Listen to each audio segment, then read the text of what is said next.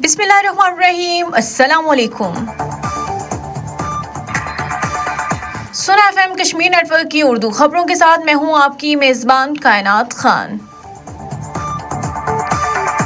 سب سے پہلے head lines. Muzaffar آباد میں تمام چھوٹی بڑی مارکیٹیں کھل گئی، کاروباری زندگی معمول کے مطابق جاری۔ آزاد کشمیر میں ریاست مخالف بیانیہ پھیلانے اور عوام کو اکسانے والے سوشل میڈیا اکاؤنٹس کا ڈیٹا مرتب، سخت قانونی کارروائیوں کا آغاز۔ آزاد کشمیر میں جتھوں اور ہنگامی آرائی کی اجازت نہیں، قانون ہاتھ میں لینے والوں کے خلاف سخت ایکشن کا اعلان وزیر اعظم۔ مقبوضہ جموں کشمیر امرناتھ یاترا کے خلاف ٹریفک پابندیوں سے معمولاتی زندگی اور معاشی سرگرمیاں شدید متاثر۔ سری نگر جموں شاہراہ پر پابندیوں کے باعث پھلوں سے لدے ٹرک پھنس گئے، کاشتکاروں اور تاجروں کو بھاری نقصان کا خدشہ۔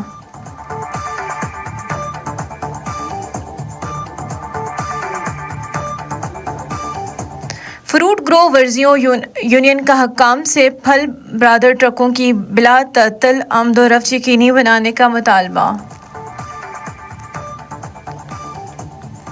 شوپیاں میں بھارتی فوج کا محاصرہ اور تلاشی آپریشن دوسرے روز بھی جاری، راجوری میں آپریشن 44ویں روز بھی داخل۔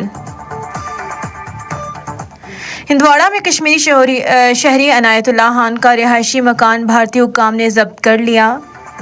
مقبوضہ کشمیر کے اسکولوں میں ایک کتاب کی منظوری پر محکمہ تعلیم کے 8 افسران معطل، کتابیں لائبریریوں سے ہٹانے کا حکم۔ آئے روزہ آپریشن سے تنگ آ کر راجوری میں بھارتی فوج نے سروس رائفل سے خودکشی کر لی۔ اسی کے ساتھ اب تک کی خبریں ختم ہوئی۔ مزید تجزیوں تبصروں کے لیے ہمارے ساتھ جڑے رہیے سنا F M Kashmir network کے ساتھ۔